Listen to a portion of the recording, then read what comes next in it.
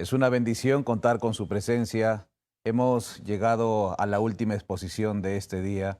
Le damos la gloria al Señor por las diferentes presentaciones que se han tenido.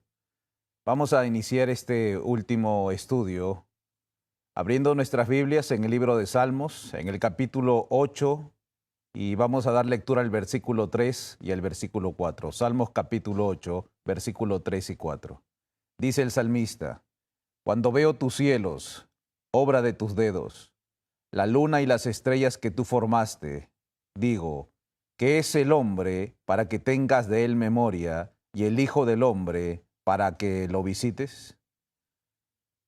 Al escribir este salmo, David se inspiró en la contemplación de un cielo nocturno. Brillaba las estrellas, pudo contemplar la luz de la luna, vio la majestad del cielo. Y David se admira de tan majestuoso espectáculo. Alcanza a ver un chispazo de la gloria, del poder, de la grandeza de un Dios creador, y con gran sentimiento y actitud profunda de reverencia hacia Dios, él pregunta: ¿qué es el hombre? Pero no está preguntando qué es el hombre como una pregunta filosófica, algo abstracta, sino que él está preguntando qué es el hombre en el sentido de cuán débil es el hombre. La palabra hebrea que se usa en este texto para hombre es enosh, y enosh significa un hombre débil y frágil. Porque cuando una persona contempla la inmensidad, el misterio, la gloria de Dios en esos cielos nocturnos y reflexiona en lo infinito del espacio, en los innumerables cuerpos celestes, debe sentirse como un puntito tan pequeño en el universo. Durante la Edad Media, época que es mencionada en la inspiración como la sierva del Señor lo dice en estas palabras: el apogeo del papado fue la medianoche de la tierra, porque fue un periodo de mucha oscuridad espiritual, pero no solamente oscuridad espiritual, sino también existía ignorancia y oscuridad en todo aspecto, en el aspecto espiritual, en el aspecto intelectual. No existió avances de las ciencias, la tradición, la superchería y el engaño era lo que reinaba. La tradición humana era respetada. Y esto hizo que la humanidad en esta época de la historia se degradara cada vez más en el pecado. El germen del pecado que nosotros conocemos, que es el egoísmo, reinaba en todos los lados, desde el más pobre hasta el hombre más encumbrado.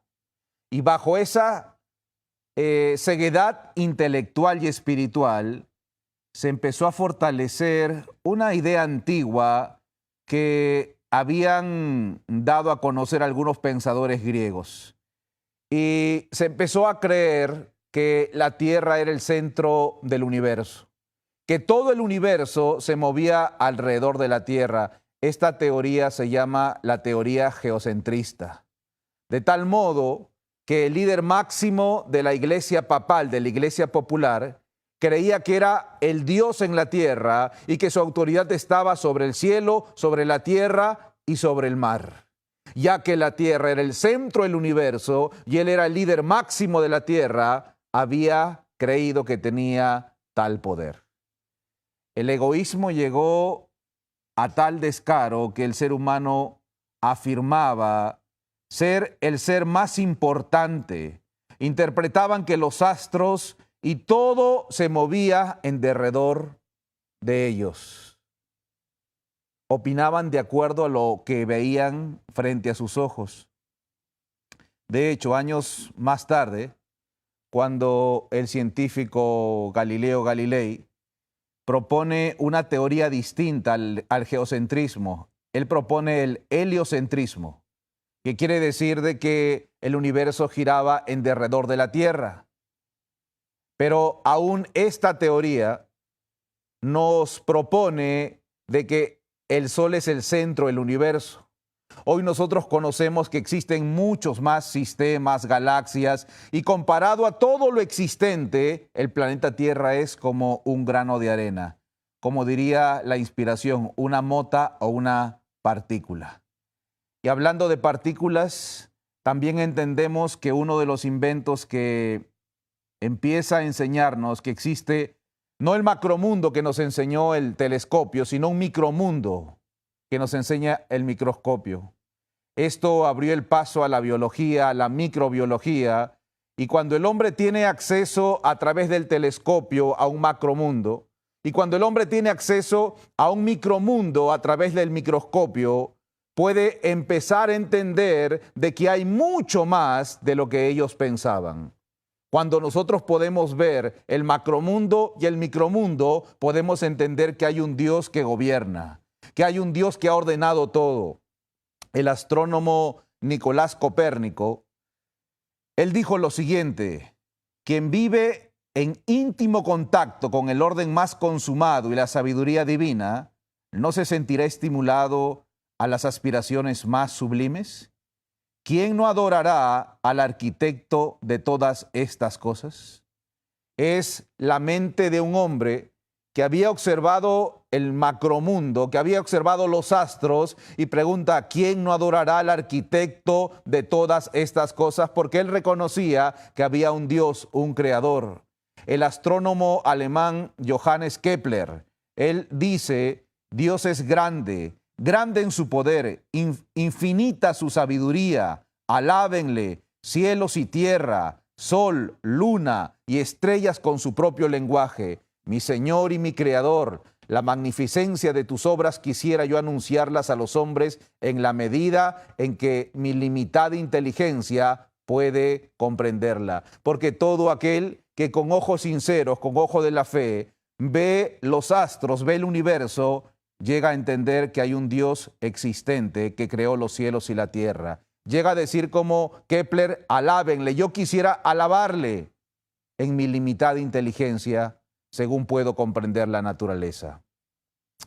Carl von Linneo, conocido como el padre de la botánica moderna, dijo lo siguiente: he visto pasar de cerca al Dios eterno, infinito, omnisciente y omnipotente, y me he postrado de hinojos en adoración. Mientras él, en su estudio de botánica, observaba bajo el microscopio cada uno de los componentes de las plantas, él llegó a ver a Dios y por eso dice, he visto pasar de cerca al Dios eterno infinito, omnisciente, omnipotente, y me he postrado en adoración.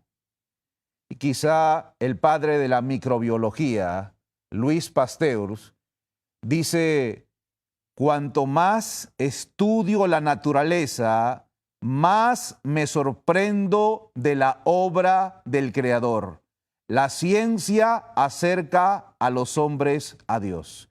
Cuanto más estudio la naturaleza, más me sorprendo de la obra del Creador. Y fue en esa noche estrellada donde el salmista, al ver la luna y las estrellas, se pregunta, ¿qué es el hombre? Mirando la gloria de Dios a través del firmamento, podemos entender cuán pequeños somos. El hombre puede entender cuán pequeño es y cuán grande es nuestro Dios de amor. Es pues las obras de la creación de Dios un testimonio visible, palpable, físico, que nos habla de manera directa a nuestros sentidos y nos dice que tenemos un Dios que nos ama y que nos sustenta y que creó todas las cosas. La naturaleza habla a nuestros sentidos, declarándonos que hay un Dios viviente, creador, supremo, soberano de todo el universo. Los cielos cuentan la gloria de Dios y la expansión denuncia las obras de sus manos. Y es por eso que la sierva del Señor, entendiendo la creación de Dios, dice lo siguiente. En el libro La Educación, en la página 306, podemos encontrar la siguiente declaración. Después de la Biblia, la naturaleza tiene que ser nuestro gran libro de texto. Después de la Biblia, la naturaleza tiene que ser nuestro gran libro de texto. Antes de la existencia del pecado, así lo había establecido el Creador. La Educación, página 17, dice: el jardín del Edén era el aula, la naturaleza, el libro de texto. La naturaleza, antes del pecado, fue puesto como un libro que tiene que ser entendido, estudiado y comprendido a fin de que el hombre llegue a desarrollarse, a fin de que el hombre experimente lo que hoy estamos estudiando, la ciencia de la verdadera educación. Otra cita, en el libro Conducción del Niño, en la página 44, nos describe un poco más lo que significa el libro de la naturaleza. El libro de la naturaleza, al desplegar ante ellos sus lecciones vivas, les proporciona una fuente inagotable de instrucción y deleite.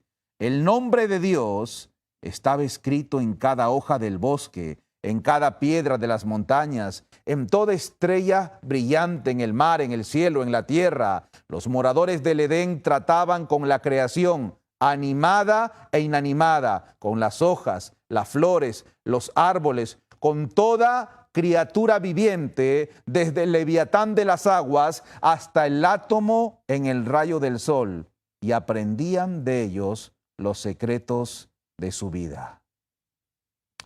Dios le dio desde el mismo inicio al hombre dos tipos de revelación. La revelación oral, el Creador bajaba todos los días y conversaba con la santa pareja. Hoy podríamos hacer esa equivalencia a la revelación escrita. Pero otra de las formas como Dios se comunicaba con la santa pareja era la revelación a través de las obras de su creación. A través de lo que Él había creado, a través de lo que Él había hecho. En el libro Consejos para los Maestros, en la página 143, dice: para Adán y Eva, en su hogar del Edén, la naturaleza estaba llena del conocimiento de Dios. La sabiduría hablaba al ojo y era recibida en el corazón, porque ellos comulgaban con Dios en sus obras creadas. Y la sierva del Señor utiliza una palabra, comulgaban, de latín comunicare, que quiere decir comunicarse. La naturaleza, por medio de la naturaleza, Dios se comunicaba con la santa pareja. Si bien encontramos la triste y oscura historia de la introducción del pecado en un mundo perfecto, y esto trajo dolor, enfermedad, injusticia y muerte, el plan de Dios no cambió. La sierva del Señor, en una declaración que hace en el libro La Educación, en la página 32, leemos lo siguiente: aunque en condiciones distintas, la verdadera educación sigue siendo, de acuerdo con el plan del Creador, el plan de la escuela del Edén. Los grandes principios de la educación son inmutables, están afirmados eternamente y para siempre. Aunque en condiciones distintas, dice la cita. ¿Qué condiciones distintas? La introducción del pecado. Pero la introducción del pecado no cambió los principios o el plan de educación de Dios. La naturaleza, que era el libro de texto, la forma de comunicación que tenía Dios, o una de las formas, después del pecado, siguió siendo el gran libro de texto. A pesar del pecado, de la degradación del hombre, el plan de Dios sigue siendo lo mismo. Los principios educativos se mantienen. Libro La Educación, página 31. La educación que tenía por centro la familia fue la que prevaleció en los días de los patriarcas. Dios proveyó para las escuelas así establecidas las condiciones más favorables para el desarrollo del carácter. Las personas que estaban bajo su dirección seguían el plan de vida que Dios había indicado al principio. Y fíjense las expresiones de Elena G. de White. Las personas que estaban bajo su dirección seguían el plan de vida que Dios había indicado al principio. ¿Y cuál era ese plan de vida? Sigamos leyendo la cita. Los que se separaron de Dios se edificaron ciudades y congregados en ellas se gloriaban del esplendor y el lujo y el vicio. Pero este es el plan de Dios. Pero los hombres que se aferraban a los principios de vida de Dios moraban en los campos y en los cerros. Y aquí podemos entender que aún después del pecado, Dios sigue teniendo un plan. Y ese plan, los que reconocían a Dios como creador, lo respetaban. ¿Y cuál era ese plan? Vivir contemplando las obras de la creación de Dios. Y usted puede ver ahora de que hay una marcada diferencia entre el plan de Dios, el plan educativo de Dios y el plan que no lo es. Oh, hermanos, no lo estoy diciendo yo. La Escritura dice de que hay dos planes, el plan correcto, el plan de Dios y el plan del hombre que quiere seguir su voluntad. Los que seguían el plan de Dios vivían en el campo y en las montañas, pero los que se rebelaron del plan de Dios fueron y construyeron ciudades. Porque el hombre en su rebelión se aleja de las obras de la creación. Deja de apreciar la belleza del libro de la naturaleza. Y usted puede ver en la historia que cada vez que los hombres se apartan de Dios, se rebelan y terminan despreciando el plan divino que Dios tiene para ellos. Desprecian el vivir en esa comunión con Dios por medio de sus obras de la creación. Es por eso que más tarde, cuando Dios saca a Israel de Egipto, tiene el propósito de volverlos al plan original, el plan que él había tenido al principio. Tenía como propósito de que Israel, después de estar tanto tiempo en Egipto, vuelva a comulgar con Dios por medio de las obras de su creación. Y dice la inspiración, Patriarcas y Profetas, página 642. Patriarcas y Profetas, página 642. El Señor mismo dirigía la educación de Israel. Dios había ordenado a los hebreos que enseñaran a sus hijos lo que Él requería y que les hiciera saber cómo había obrado con sus padres. Este era uno de los deberes especiales de todo padre de familia. El Señor dirigía la educación de Israel, de este pueblo que había estado en Egipto y Dios los había sacado. Dios había ordenado a los hebreos que enseñaran a sus hijos lo que Él requería y que les hiciera saber cómo había obrado con su padre, con sus padres. Este era uno de los deberes especiales de todo padre de familia. La cita dice un poco más, la misma cita. Las grandes obras que él había realizado en la liberación de su pueblo, las promesas de un redentor que había de venir, debían relatarse a menudo en los hogares de Israel, y el uso de figuras y de símbolos grababa las lecciones más indeleblemente en la memoria. Se le educaba para que pudiese discernir a Dios tanto en las escenas de la naturaleza como en las palabras de la revelación. Las estrellas del cielo, los árboles y las flores del campo, las elevadas montañas, los riachuelos murmuradores, todas estas cosas hablaban del Creador. Los padres israelitas tenían el deber de enseñar a sus hijos a hablarles sobre la ley, hablarle de las grandes maravillas de la liberación que habían tenido en Egipto. Los padres tenían que sentarse con sus hijos, hablarle de este Dios poderoso que abrió el mar, que mandó plagas y que los sustentó en el desierto. Era todo Todos los padres tenían el deber de guiar a sus hijos en los símbolos del santuario. Pero además de esto, tenían que hablar acerca de la promesa del Redentor, de Jesús. Y la cita dice que se le educaba para que puedan discernir a Dios en las escenas de la naturaleza. Los padres israelitas tenían que enseñar a sus hijos a ver a Dios en las estrellas, en la luna, en el desierto, en las plantas, en todo lo que vieran en las obras de su creación. Los padres tenían que enseñar a sus hijos a discernir a Dios. No se trataba solo de vivir en medio de la naturaleza. No se trataba solo de estar en el campo. Hay muchos que creen que esto se trata solo de tener un terreno en el campo, en la montaña, y ya está todo listo. Creen que lo que pide Dios es simplemente vámonos de la ciudad, vámonos al campo, y creen que al estar en el campo, el cambio va a ser automático. La cita dice que tenían que discernir. Se trata de discernir a Dios en la naturaleza. ¿Y qué significa discernir?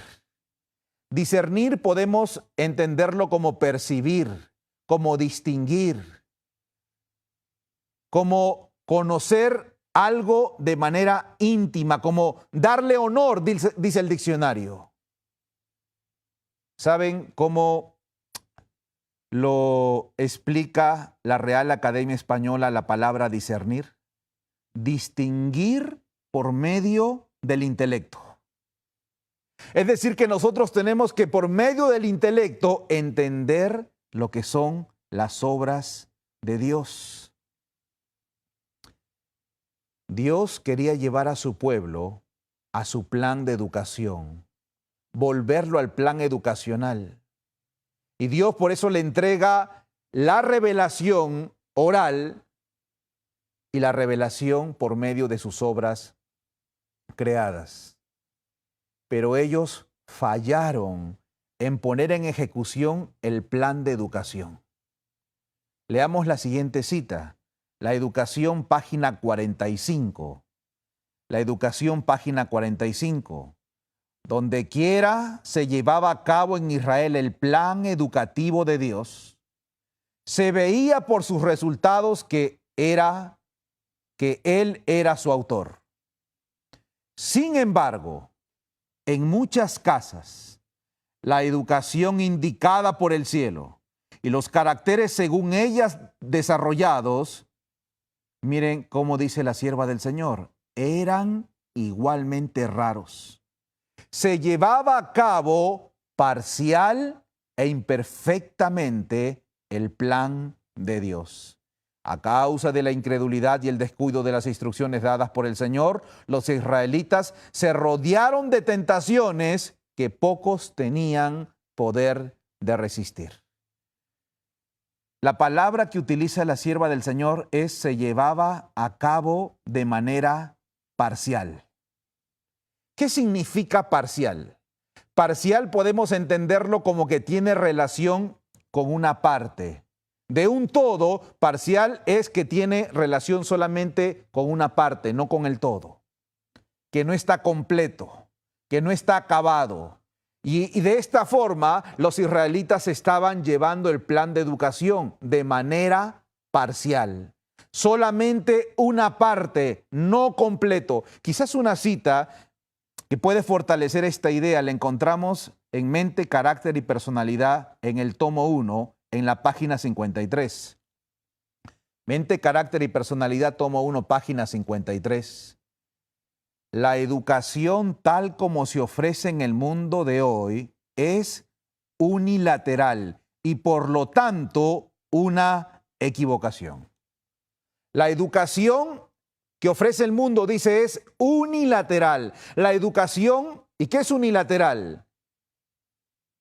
Es como parcial, que tiene o presenta un solo lado, un solo aspecto. Se va por un lado, pero se olvida del otro. Unilateral. Parcial, agarra solo una parte, no el todo.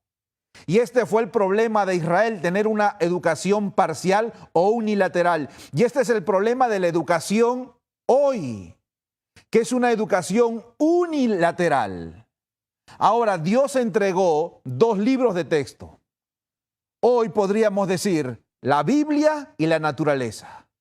Y se corre el riesgo de ser unilaterales en estos 2 importantes libros de texto, de ser parciales, porque muchos pensaron que solo mudándose al campo todo iba a cambiar, como si el campo se convirtiera en una varita mágica.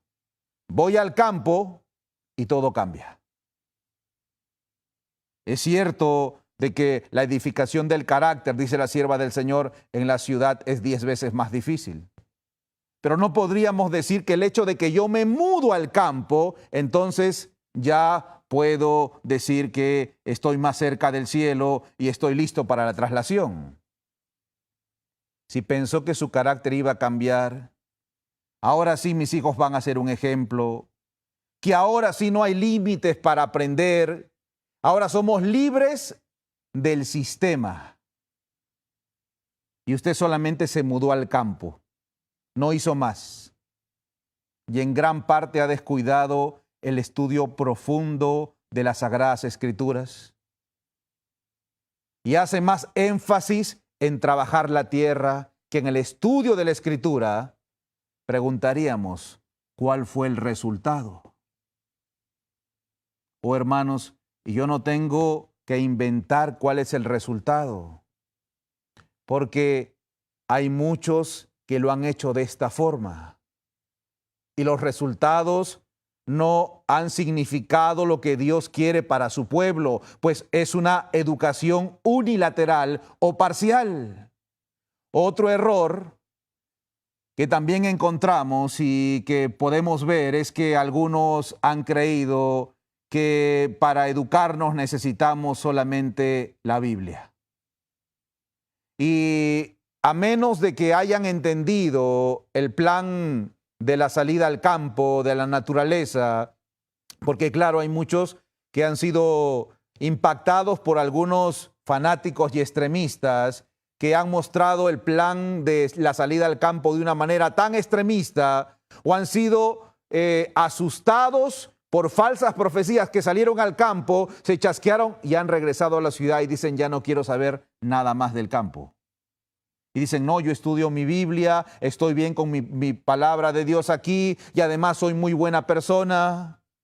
Bueno, Dios juzgará esas actitudes, pero si el mensaje de Dios ha llegado a nosotros, hemos entendido que tenemos que salir de la ciudad, pero a pesar de eso, que tenemos que experimentar en el campo, que el libro de texto que Dios nos dio después de la Biblia, como más importante es la naturaleza, pero si a pesar de eso venimos a decir, no, yo creo que no todos tienen que salir justificándonos, yo estoy bien aquí, yo estudio mi Biblia, bueno, podría decir que si estamos actuando de manera terca, con soberbia, estamos utilizando solamente un libro de texto y hemos olvidado el otro libro. Estamos haciendo una obra parcial o unilateral. Estamos despreciando el plan educativo de Dios.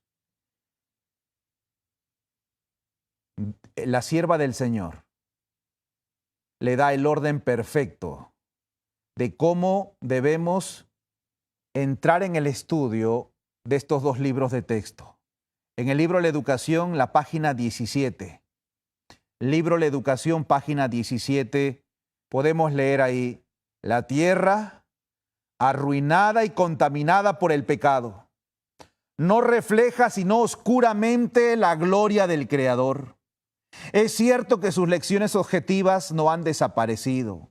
En cada página del gran volumen de sus obras creadas se puede notar todavía la escritura de su mano. La naturaleza aún habla del Creador. Sin embargo, estas revelaciones son parciales e imperfectas.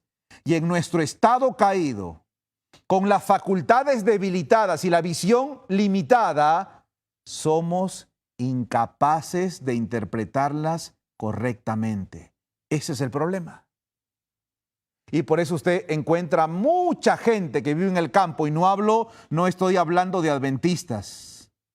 Estoy hablando de gente que no conoce el mensaje adventista, que vive en el campo, sin embargo, no respetan los mandamientos de Dios, porque el campo no es la varita mágica. El campo o el libro de la naturaleza que encontramos en el campo tiene que ser interpretado bajo la lupa o bajo los lentes que se llama la Biblia, las Sagradas Escrituras, porque sin las Sagradas Escrituras la revelación dice que somos incapaces de interpretar correctamente la creación de Dios. Necesitamos, dice un poco más la cita, necesitamos la revelación más plena que Dios nos ha dado de sí en su palabra escrita. Las Sagradas Escrituras son la norma perfecta de la verdad y como tales se le debería dar el primer lugar en la educación. Es decir, hermanos, que la Biblia son los lentes, el telescopio si quieren, el microscopio para ver las grandes verdades de la revelación en las obras de Dios. Por medio de la Biblia tenemos que ver la abnegación, el amor, la regeneración, la multiplicación. También por medio de la Biblia tenemos que ver en la naturaleza la ruina, la destrucción. A través de los mensajes bíblicos tenemos que interpretar de forma sabia, por ejemplo, ¿por qué se caen las hojas de los árboles?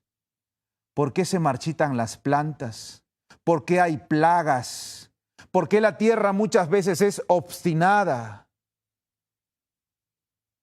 Tenemos que entender las consecuencias del pecado.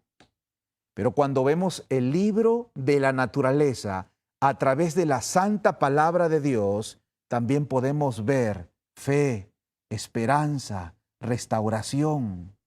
Cuando se arroja una semilla, primero es semilla, luego hierba, luego una espiga y luego da fruto.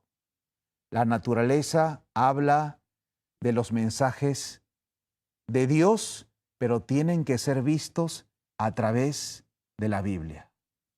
La sierva del Señor dice en el libro La Educación, en la página 203, aunque la Biblia debe ocupar el primer lugar en la educación de los jóvenes, el libro de la naturaleza le sigue en importancia.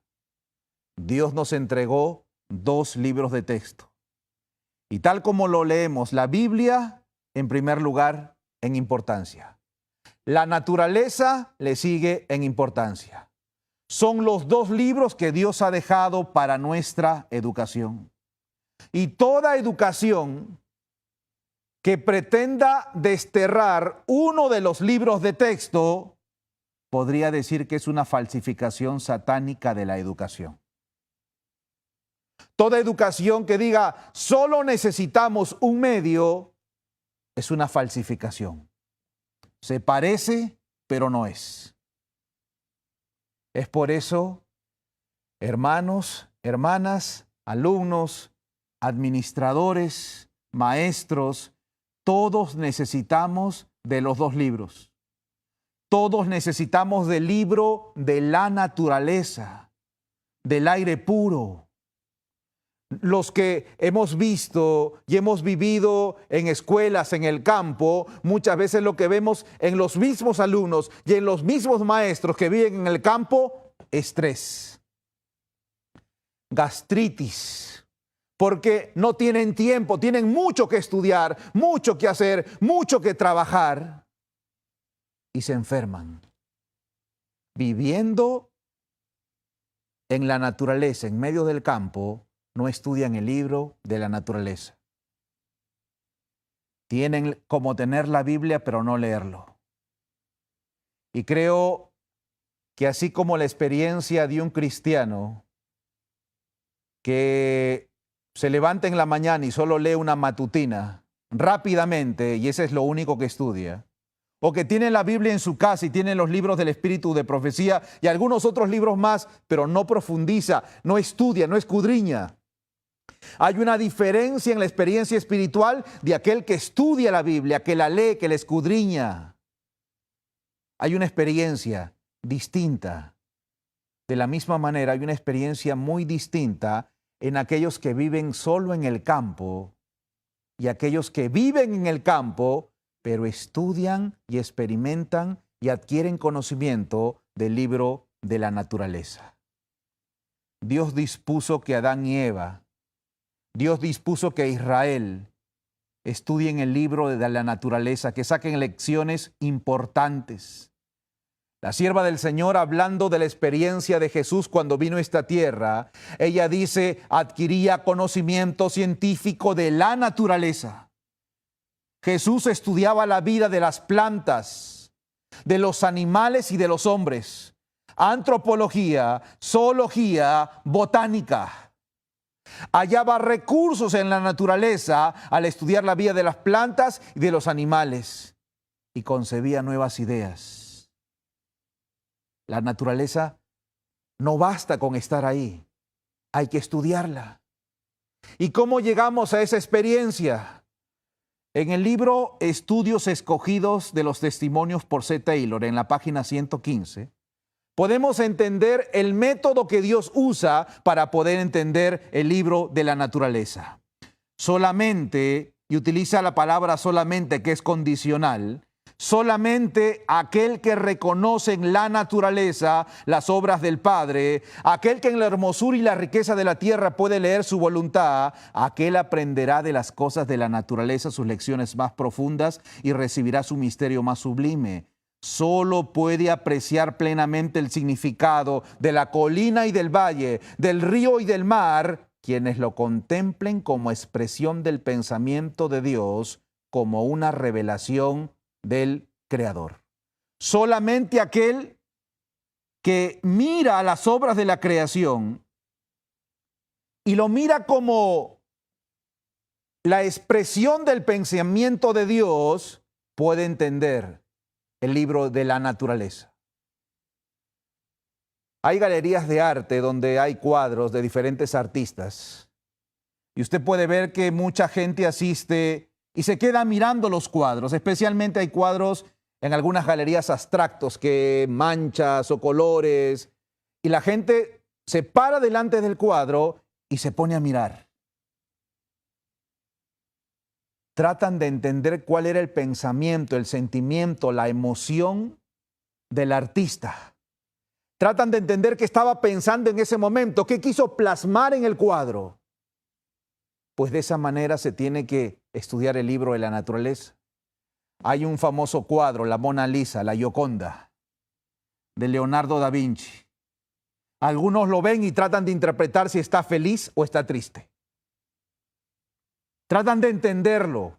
Pues de esa manera, cuando uno mira el árbol, la roca, la hoja, la flor, el riachuelo, los pájaros, las gotas de lluvia, todo animal, antes de ser creado, antes de darle forma, antes de darle color, existió primero en la mente de Dios. Y quien trata de entender las obras de la creación, el color, la forma y la textura de toda la creación, está tratando de meterse en la mente de Dios. Y en esa práctica, en esa unión, adquirimos sabiduría infinita de parte de Dios. En esa experiencia podemos obtener raudales inagotables de conocimiento. Y de esta forma se puede alcanzar el desarrollo. Es así como Dios obró con Moisés, con David, con José, con Juan el Bautista, con el mismo Cristo. Vieron la gloria de Dios al haber estado delante de Dios en medio de su majestuosa creación. Aprendieron a no temer a nada y a nadie que no sea Dios. La naturaleza tiene que ser vista a través de la Escritura y con corazones abiertos. No se trata solo de estar en un lugar, se trata de tener una experiencia. Todos los años en el mundo hay un evento que tiene que ver con gastronomía. Un evento en Latinoamérica que se llama Los 50 Mejores de Latinoamérica. Así se llama. Escogen los chefs más representativos y los mejores restaurantes de Latinoamérica. Y hay un restaurante que se llama Central. Este restaurante queda en la ciudad de Lima, en el distrito de Barranco. El dueño se llama Virgilio Martínez. Es el restaurante de este año, el 2022, el número 1. Ocupa el primer lugar en toda Latinoamérica como el restaurante más prestigioso. Este mismo concurso lo hacen a nivel mundial. Se llama Los 50 Mejores del Mundo. ¿Cuál creen que es el mejor restaurante del mundo? No, no es el Central, es un restaurante de Dinamarca que se llama Geranium. El segundo mejor del mundo es el Central. En este restaurante, comer en este restaurante cuesta entre $230 a $430 por persona. Para que puedas comer en este restaurante, tienes que reservar 3 meses antes. Está totalmente lleno, copado. Y uno se pregunta por qué un restaurante donde se cobra tanto está tan lleno. Usted puede entrar a su website y usted va a encontrar que ellos no tienen carta de menú. Ellos venden experiencias. Ellos ponen primera experiencia, Mundo Mater, y te dan 14 platos pequeños de diferentes productos, y ellos dicen lo que vas a pasar aquí es una experiencia. Y menciono todo esto porque lo que Dios quiere darnos en la naturaleza es una experiencia. El estar en contacto con la creación de Dios. ¿Saben? Cuando tú vas al libro de la naturaleza puedes experimentar con Dios, conocerlo. ¿Has vivido esta experiencia? ¿O simplemente estás en el campo, estás en la naturaleza, pero no encuentras esa experiencia, ese gozo de estar en el campo? Quizá el problema sea este. Tiene que haber una entrega del corazón. Miren esta cita, la Educación Cristiana, página 206. Cuando el hombre está reconciliado con Dios, ¿cuándo? Cuando el hombre está reconciliado con Dios, las cosas de la naturaleza le dirigen palabras de sabiduría celestial, dando testimonio de la verdad eterna de la palabra de Dios. Cuando el hombre está reconciliado con Dios y cuando no está reconciliado, ¿qué es estar reconciliado? Haber entregado mi corazón a Dios, haber entregado mi voluntad, haber entendido que tengo un Dios que me ama, haber experimentado el nuevo nacimiento, haber tenido la experiencia del cambio de corazón. Eso es estar reconciliado con Dios. Y cuando yo estoy reconciliado con Dios y me voy al campo, ya no veré privaciones, veré oportunidades. Cuando yo estoy reconciliado con Dios, no veré cosas inanimadas, sino veré vida, amor y paz. No veré un trabajo que cansa, veré un ejercicio que desarrolla mis facultades físicas. Cuando estoy reconciliado con Dios, el campo no será un castigo, sino que será un privilegio. No habrá quejas, sino habrá gratitud. En cada hoja, en cada piedrita podrás leer que Dios te ama. Cuando veo el firmamento, dice el salmista, obra de tus manos, me pregunto, ¿qué es el hombre? Cuando estoy reconciliado con Dios y estoy en el libro de la naturaleza, puedo entender la pequeñez de mi vida y puedo entender la grandeza de Dios. Y puedo ver en la creación de Dios que Él me ama. Y puedo ahora darle palabras de agradecimiento. Las palabras de gratitud saldrán de manera constante. Gracias, Dios, porque me tienes aquí. Podré comulgar con Dios. Si no te has reconciliado con Dios y estás en el campo, verás un mundo inanimado. Estarás allí por otros motivos. Una última cita. Patriarcas y Profetas, página 31. Los hombres en su orgullo se deleitan en tener magníficos y costosos edificios y se enorgullecen de las obras de sus propias manos.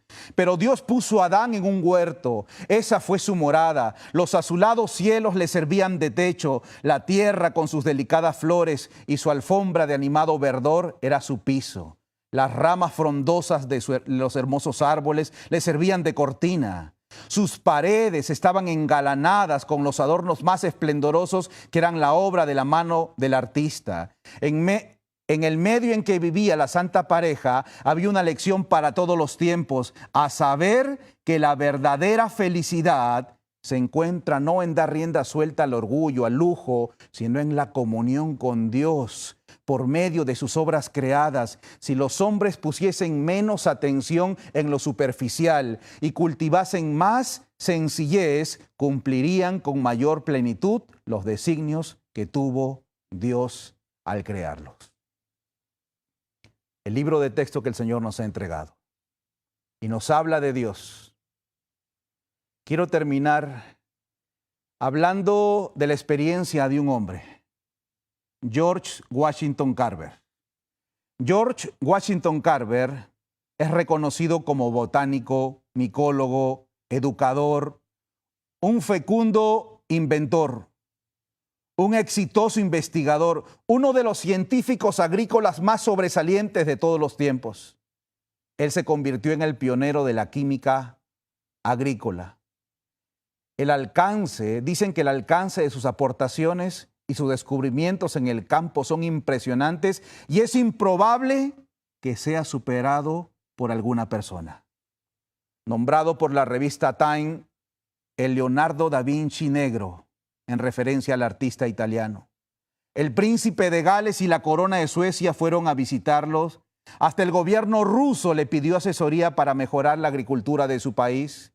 Fue elegido como miembro extranjero de la Real Sociedad de Londres, siendo un hombre de color. Henry Ford lo visitaba y lo consultaba y lo llamó el último gran científico. Gandhi le pidió ayuda para hacer una dieta para terminar con el hambre en la India. Sus aportaciones lo llevaron a adquirir gran renombre y adquirir reconocimiento histórico. Afrodescendiente, de familia de esclavos, huérfano. Tuvo que trabajar duro para recibir una educación. Y en medio del prejuicio y del racismo él se educó. Tenía un hábito, ir al bosque de madrugada a las 3 de la mañana y conversar con Dios. Él observó que había un problema en los agricultores. Estaban estancados pensando que sus tierras se habían gastado y eran inútiles. Pero él se dio cuenta que el problema se debía a que realizaban el mismo cultivo de algodón todo el tiempo. Y el algodón lo que estaba haciendo es acabar con las reservas de nitrógeno en la tierra, de forma que muchos cultivos ya no se daban debidamente. Carver hizo un estudio de algunas plantas y se dio cuenta que el cacahuate, el maní, al ser sembrado, devolvía grandes cantidades de nitrógeno a la tierra. Por lo cual él comenzó a impulsar a los agricultores que siembren, que cultiven cacahuate, que siembren maní. Al principio nadie le hizo caso, no lo escuchaban, no, vamos a seguir sembrando algodón. Pero cuando una plaga del gorgojo del algodón amenazó las plantaciones de algodón, los agricultores rápidamente cambiaron de opinión, finalmente comenzaron a sembrar maní. Al poco tiempo habían grandes cantidades de cosechas de maní. Había mucho producto disponible, sin embargo parecía que a nadie le importaba comprar maní. Se empezaron a quejar. Tu consejo fue malo. ¿Qué hizo Carver? Dice, él escribió lo siguiente: me retiré a mi laboratorio. Solo ahí podría evitar las caras de mis alumnos y amigos. Solo ahí podría estar solo. Pero de alguna manera no estaba solo. Incluso en el silencio y en la quietud sentí otra presencia. Cayendo de rodillas rogué por el perdón y la comprensión de mi Salvador y Creador. Y mientras oraba, fui llevado por mis pies entre los bosques y los campos cercanos. El sol tocó mi piel, sus suaves brisas refrescaban mi cuerpo. Saben, este hombre Carver, George Washington Carver, tenía la costumbre de seguir el consejo bíblico de Job 12, 7 y 9, donde Dios Le dice, pregunta a las bestias y ellas te enseñarán. A las aves del cielo y ellas te mostrarán. Habla a la tierra y ella te enseñará. A los peces del mar te lo declarará también. Así que él le habla a la naturaleza y empieza a hablar con Dios y le dice, oh Señor creador, le pregunté suavemente, ¿para qué creaste el universo? Un viento agitó los árboles un poco y le dijo, tu pequeña mente pide demasiado. Él dijo, pregunta por algo que sea más de tu tamaño. Desconcertado, Carver dijo, querido Señor creador, dime, ¿para qué fue hecho el hombre? Una vez más, él me habló, dice, y me dijo, todavía estás pidiendo, preguntando sobre algo que es más de lo que puedes manejar. Ahora le dijo, pregunta e intenta una vez más. Entonces caí de rodillas y le hice la última pregunta. Le dije, Señor creador, ¿por qué creaste el cacahuate, el maní? Mucho mejor, le dijo Dios. Y me dio un puñado de cacahuate y fue conmigo a mi laboratorio. Hermanos, el tiempo ha avanzado. Él en su laboratorio, después de 3 días, pudo sacar alrededor de 300 formas diferentes para utilizar el maní. Y desarrolló 100 productos a base del cacahuate: sopa, harina, bálsamo, aceite, leche, café, pan, requesón, sustituto de la carne, condimentos, pastel, dulce, galletas, helados, bebidas, vinagre, jabón sintético, champú, laxantes, lociones, cremas para bebé, pintura, 30 diferentes colorantes, hasta 100 productos. Y cuando a él le preguntaron en una conferencia, ¿de dónde sacaste todo eso? Él dijo, de un libro viejo. Y le dijeron, ¿qué libro fue ese? Y él dijo, fue la Biblia. Y cuando le preguntaron, ¿acaso la Biblia habla del maní? Y él dijo, no, no habla del maní. Habla de Dios, del que creó el maní. Y él me dijo lo que yo tenía que hacer. La naturaleza habla de Dios. ¿Saben, hermanos? Cuando el Señor venga y redima a su pueblo, Él volverá a crear la tierra. Cuando Adán y Eva fueron creados, ellos aceptaron por fe de que Dios era el creador porque no lo vieron. Pero en un futuro cercano, el Señor Jesús volverá a crear la tierra. Los redimidos estarán a su lado en primera fila y podrán ver a Jesús decir, salga hierba verde. Podrán ver la creación de Dios, a los animales. Podrán de nuevo ver el orden en la creación de Dios. Y ahora creerán a Dios no solamente por fe. Aceptarán a un creador no solamente porque la Biblia lo dijo, sino porque ahora lo vieron. Y glorificarán el nombre del gran Dios. Saben, en la teoría geocentrista se creía de que la Tierra era el centro del universo. Dentro de muy poco tiempo, la Tierra se convertirá, quizás no en el centro donde gira todo, pero sí en la capital del universo, porque el mismo Jesús morará en la tierra. Y no habrá sol porque Él dará luz, y no habrá templo porque Él mismo es el templo. Y todos los redimidos se acercarán, y seremos la capital del universo, porque había entrado el pecado, pero el Señor nos redimió, nos salvó, nos dio de su gracia. Y por los siglos de la eternidad, seremos los embajadores y llevaremos el mensaje de la cruz a todo lugar en el universo. Y reconoceremos a Dios como nuestro Creador y Señor. No perdamos el privilegio de estudiar este gran libro de texto, la creación de Dios. La naturaleza habla a nuestros sentidos y Dios le dio esta verdad a su pueblo. Que el Señor pueda bendecirnos y que aprovechemos los privilegios que el Señor nos ha dado. Que el Señor los bendiga y los guarde.